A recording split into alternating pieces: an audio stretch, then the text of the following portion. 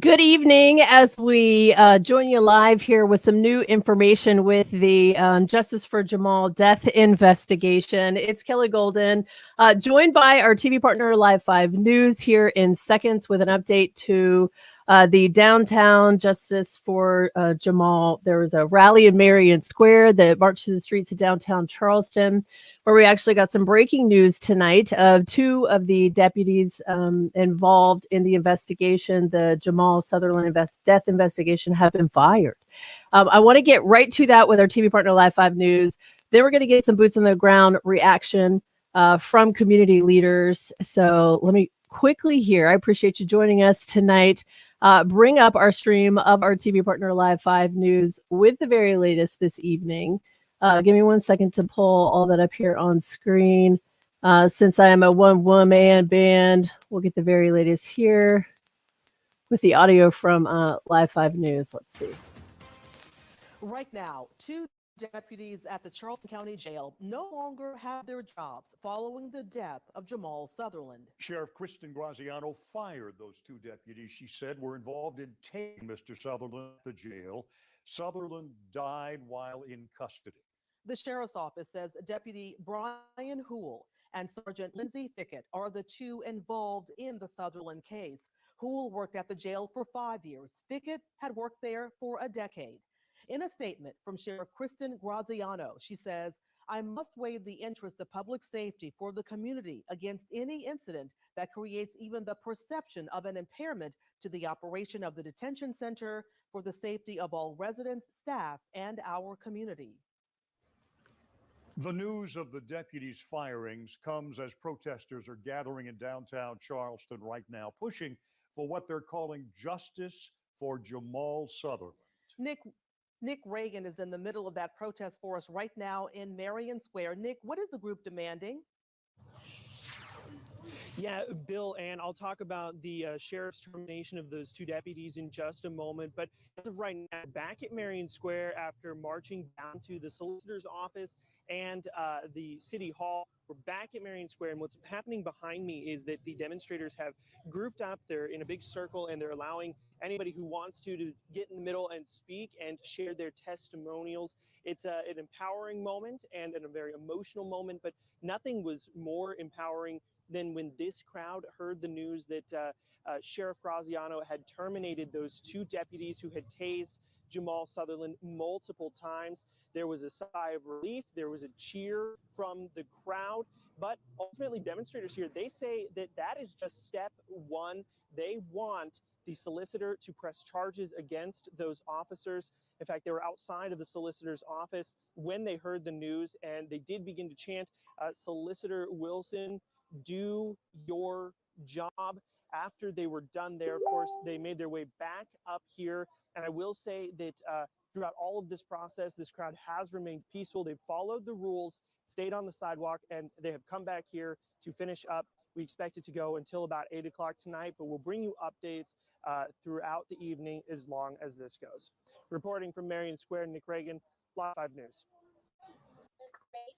All right, thank you, Nick. Now, a separate group is calling on the Charleston County Sheriff's Office to create a new oversight group and a new department to respond to mental health cases. The Low Country Action Committee wants to see the deputies involved in tasing Sutherland charged in addition to their being fired. About 24 people made calls to Solicitor Scarlett Wilson outside her office on Meeting Street earlier today. The committee is demanding any records of misconduct among all county jail deputies. All of these are independent of the mayor's office, the sheriff's office, and other bodies, because we feel that they've had their time to actually create institutions and procedures to hold people accountable, and we feel that they failed their job. So North Charleston police officers took Sutherland to jail after he got into a fight at the Palmetto Behavioral Health Center.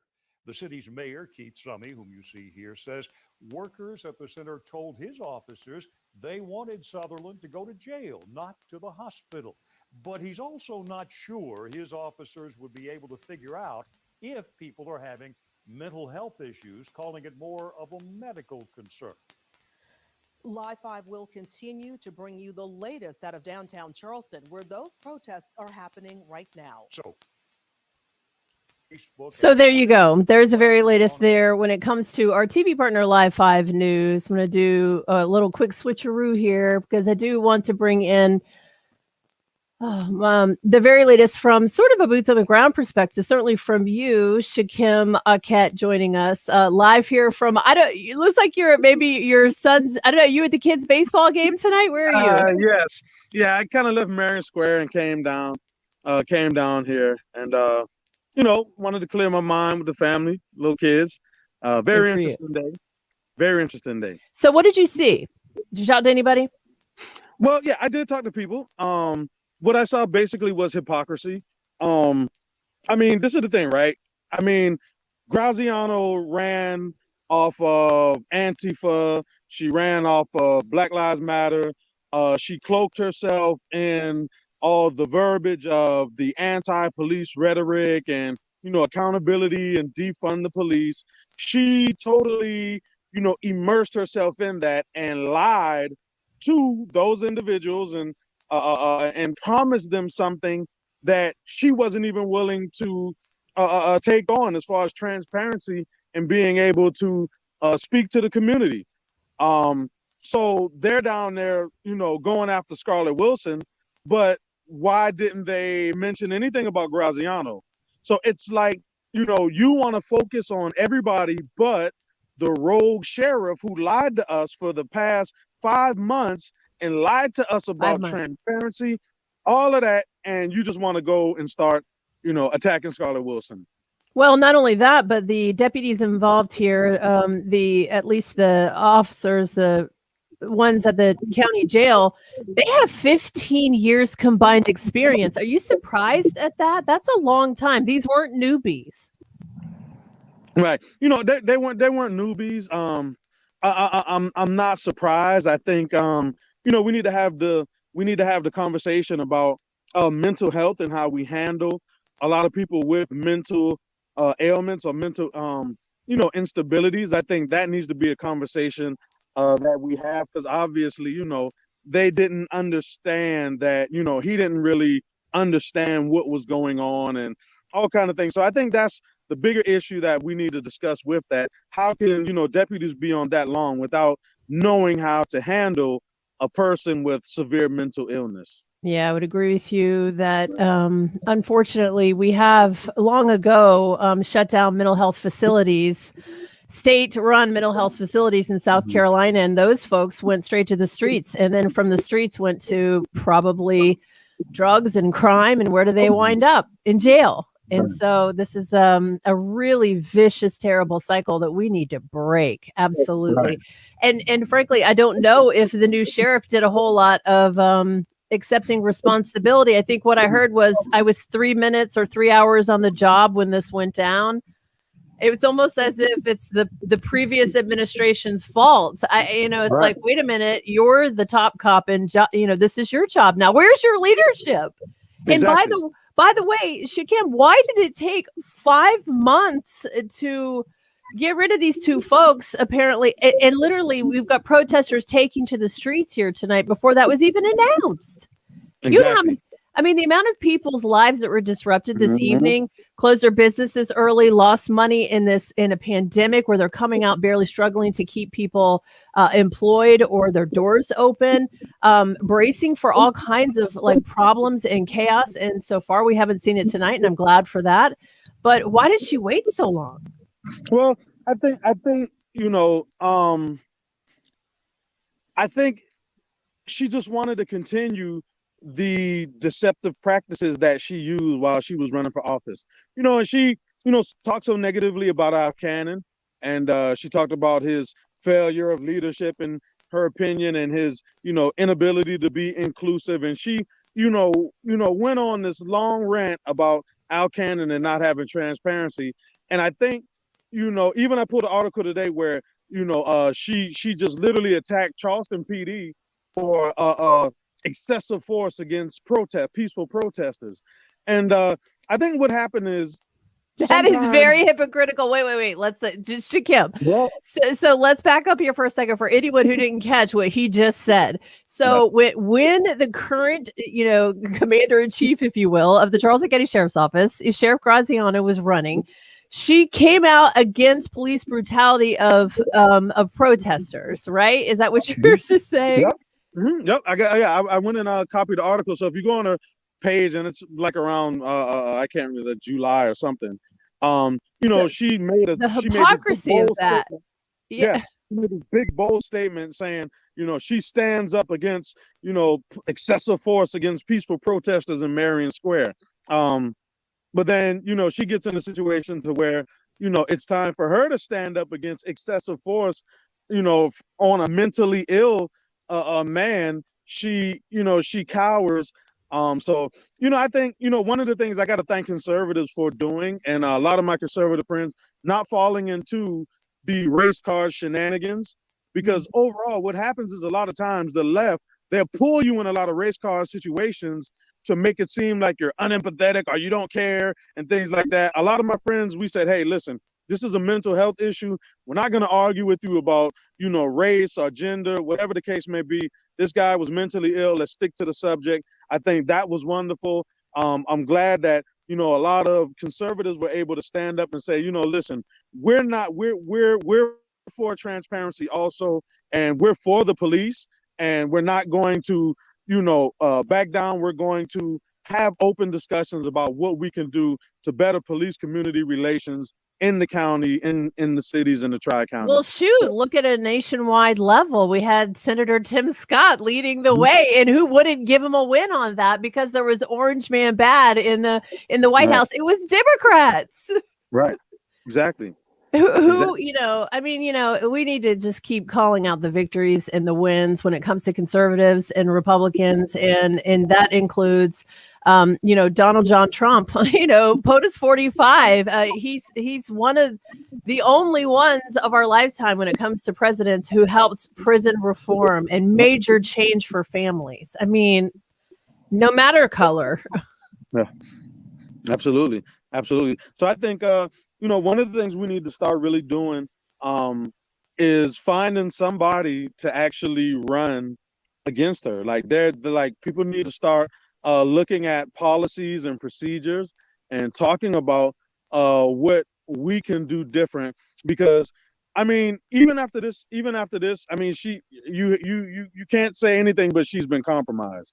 Whenever you have a police officer, the top cop, in crowds where they're screaming F the police and F12 and all cops are bad cops, how can you actually put your faith and trust in the top law enforcement official when she's, hiding herself behind these anti-police groups and things like that? Like, how can you really trust her to do what's right? So I think integrity is a big issue. Genuine, yes, being genuine. And what about the notion, Shakim, of being genuine and sitting there and backing people who say defund the police when you're raising your hand to fund more of your department? That doesn't even make sense. More hypocrisy. Yep.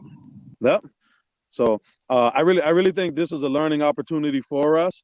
We got to get out the vote, and we got to make sure that we're supporting candidates who, we just can't get beat at the polls again in these situations. So I think overall it's a learning experience. We'll get over it and we'll move past it. I think we just got to learn from it. And, elections have consequences. And I think this is just a consequence of us not getting out. Because, I supported Al Cannon. I still support him, and I talked to Al Cannon. I think this is an opportunity for us to, understand that elections have consequences, and we need to be more aggressive in trying to get to the polls locally and make something happen. Well, and this is a 4-year term, I believe, for sheriff. And so we're only 1 year into a 4-year term. And I know that hurts to hear maybe a little bit. I see you physically reacting. And for other people to think that a Black Lives Matter supporting sheriff, what it could look like over the next 3 years, I don't know. There's even video footage of a text coming in of her congratulating people who were going against the city of Charleston Police Department's wishes downtown when BLM was protesting. And she's saying, good job. It's like, what world are we living in right now? Right. Right. This is supposed to be our sheriff. Yeah. She's playing both sides of the fence. That's all. She's playing both sides of the fence. So we were supposed to have a sit down tonight with the sheriff, and it was canceled, I guess, because of this protest tonight. So I implore you, Sheriff Graziano, to rebook that sit down as soon as possible, because the time is now to answer some questions of your constituents, frankly. And Shakim, what do you want to say to the Sutherland family? Because God bless them.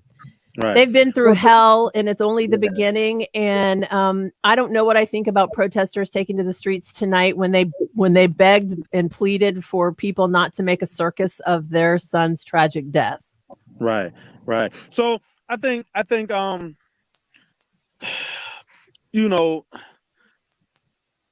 the Sutherland family, you know, we offer our condolences, and you know, I can only imagine, and a lot of us have, you know, children who have, like, I have a nephew who has autism. A lot of us have family members that do have mental, you know, suffer from mental illnesses. So, you know, our heart goes out to them, because we see a family member in that video. We see a loved one in that video. We see the pain, and we understand that, you know, mental, you know, a lot of times people don't process commands and information when they have, you know, mental illnesses faster than others. So our heart goes out to the Sutherland family. Of course, we want justice for them. We want them to be compensated justly, right? I mean, that's how it is, whether it's litigation, criminal, whatever the Constitution allows. We just want to see justice. And I think the protests need to be, you know, centered around solutions. Not just, you know, all cops are bad cops, F the police, and all of that. That's not going to do good. We need to talk about policy. We need to be talking about, you know, procedure. We need to talk about how we can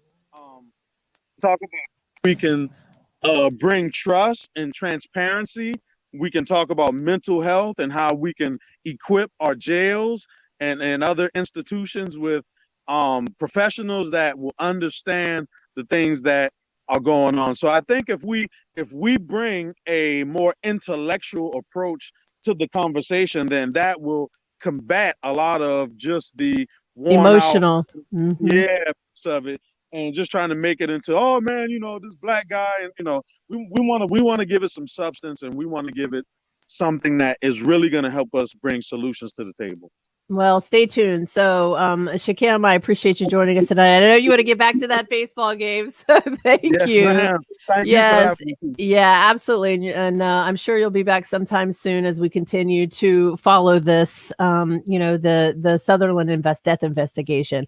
So tonight, the two sheriff's department jail folks who were involved in the last moments of Jamal Sutherland's life were on administrative duties.